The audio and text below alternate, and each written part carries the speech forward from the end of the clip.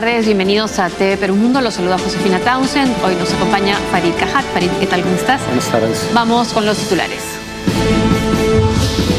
España se enfrenta a nuevas elecciones luego del fracaso en las negociaciones para investir a un nuevo presidente. La falta de consenso para elegir al jefe de gobierno llevó al rey Felipe VI a hacer el anuncio. Las elecciones serán el próximo 26 de junio. La presidenta de Brasil, Dilma Rousseff, arremetió contra varios legisladores que enfrentan procesos judiciales y en especial contra el presidente de la Cámara de Diputados, Eduardo Cunha, que impulsó el impeachment o juicio político. Dijo que quienes me juzgan son corruptos. Considerado como el peor accidente nuclear de la historia, la tragedia de Chernobyl lanzó a la atmósfera miles de toneladas de material radiactivo que se extendió por al menos 13 países en Europa Central y Occidental, con más de 135.000 personas evacuadas y miles que han muerto a lo largo de los años. Hoy recordamos este desastre nuclear 30 años después.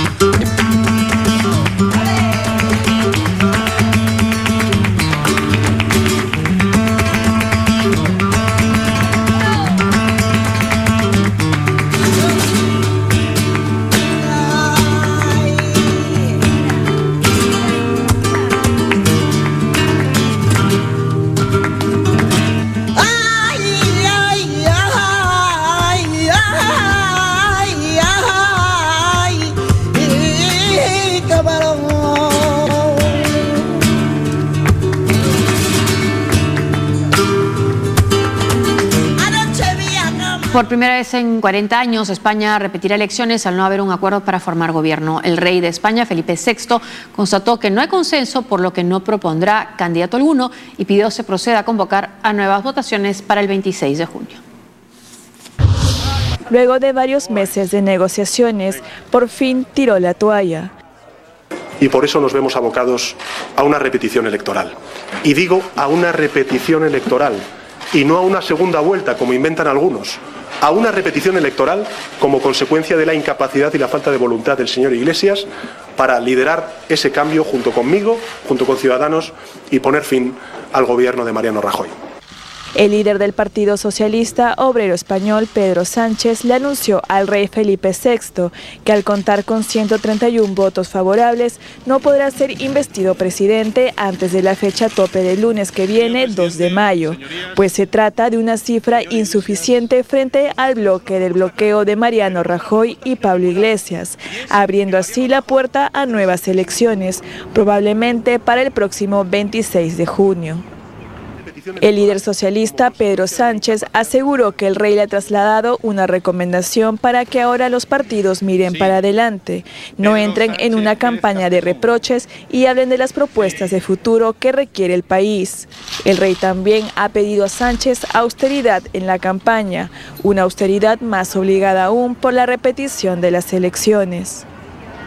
Tras evaluar la información que le han trasladado los líderes políticos, el rey comunicó al presidente del Congreso, Patxi López, que ha constatado el fracaso de la 11ª legislatura y que no existe un candidato que cuente con los apoyos necesarios para que el Congreso de los Diputados le otorgue su confianza. En estos momentos no hay ningún candidato o candidata que tenga apoyos suficientes como para poder acudir a una investidura y que por lo tanto no propone a ningún candidato en esta ocasión y por lo tanto pues a la espera de que el día 2 elaboremos el decreto de disolución y de convocatoria de elecciones.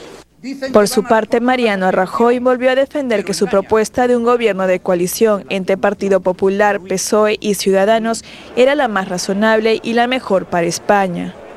El límite para la investidura expira en la medianoche del 2 de mayo, que es cuando se cumplen los 2 meses de la primera votación de investidura fallida de Pedro Sánchez, secretario general del PSOE, el 2 de marzo pasado.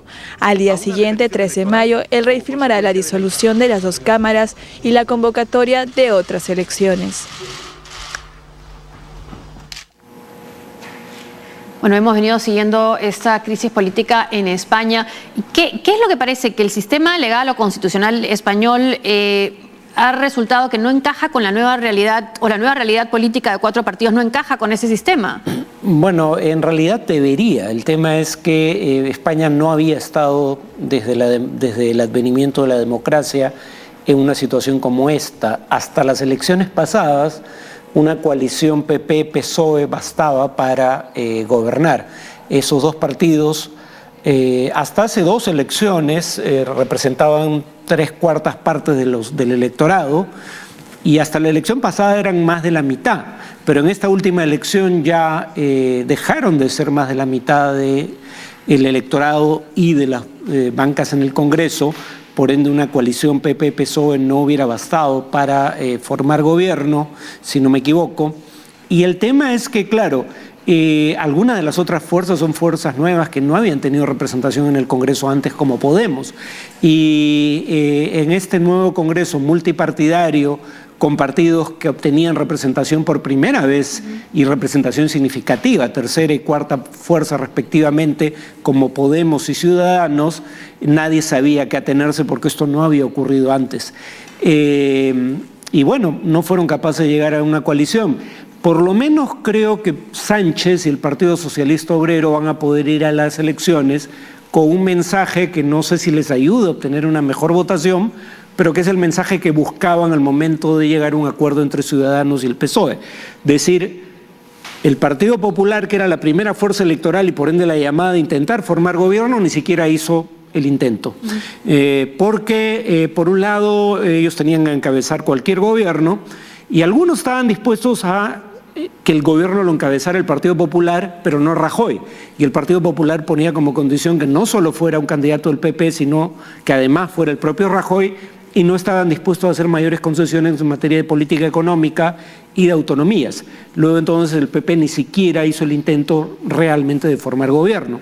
El único que hizo ese intento fue Sánchez y llegó a un acuerdo con Ciudadanos. Intentó, claro, el asunto es que él no intenta llegar a un acuerdo simultáneamente con ambos. Llega a un acuerdo con Ciudadanos e intenta que Podemos lo apoye. Y Podemos pone objeciones al acuerdo. Entonces lo que ahora el PSOE puede alegar es que no hubo gobierno porque Podemos prefirió anteponer sus intereses particulares, o por lo menos lo del liderazgo, a los intereses de España y en este caso al interés de imponer un gobierno del cambio, lo cual quiere decir que no sea un gobierno encabezado por el PP. Además, el PSOE ha logrado dividir a Podemos, que ya era una fuerza política descentralizada, porque había hecho alianzas regionales, y algunos de los aliados regionales de Podemos le han hecho un ofrecimiento postrero al PSOE para formar gobierno, cosa que no se consiguió, pero al menos pone en evidencia que Podemos está internamente dividido. Entonces, las encuestas no auguran un cambio radical en los resultados electorales, pero en todo caso el PSOE y Ciudadanos apuestan a que su actitud en esta coyuntura podría darles un pequeño bono en la siguiente elección. Bueno, dado también el hartazgo y el aburrimiento de la ciudadanía. Ahora, ¿este escenario político nuevo es producto de la crisis económica que vivió España? A ver, lo que pasa es que hay, aparte de la crisis, que es la peor probablemente desde el retorno a la democracia en lo económico, está el hecho de que hay otros 2 fenómenos que mencioné que también son inéditos. Primero, nunca había ocurrido que los 2 primeros partidos no tuvieran la mitad más 1 de los votos unidos y la mitad más 1 de los congresistas, o sea que pudieran formar gobierno en una coalición PP-PSOE. Y segundo, que la tercera y cuarta fuerza eran fuerzas que no habían participado antes en elecciones. Entonces, este escenario político es inédito y claro, la crisis económica no hace sino complicar la situación, pero no es la única causa. Claro, mi pregunta iba más a qué hace que surjan estos, que tengan más poder, más presencia estos 2 nuevos partidos. En el caso de Podemos es la crisis, ¿no? Porque Podemos, de hecho, es el sucedáneo del movimiento social que dio en llamarse a sí mismo de los indignados. Y estaban indignados por los malos resultados económicos, pero sobre todo por la presunción de que cuando vienen los malos resultados económicos, el ajuste de cinturón era para los que menos tenían. Un sistema en donde la distribución del ingreso como en buena parte del mundo en desarrollo, a diferencia de América Latina, la distribución del ingreso se estaba haciendo cada vez más desigual. Llega la crisis y a una distribución del ingreso crecientemente desigual se añade el hecho de que las medidas de austeridad afectan más a los que menos tienen. Las escenas de los desahucios, por ejemplo, ¿no? Claro, Podemos es producto de esa coyuntura. Vamos ahora al Brasil. El juicio político contra la presidenta Dilma Rousseff continúa su camino. El Senado instaló la comisión que elaborará el informe que será sometido a votación en el Pleno. El Senado brasileño instaló una comisión especial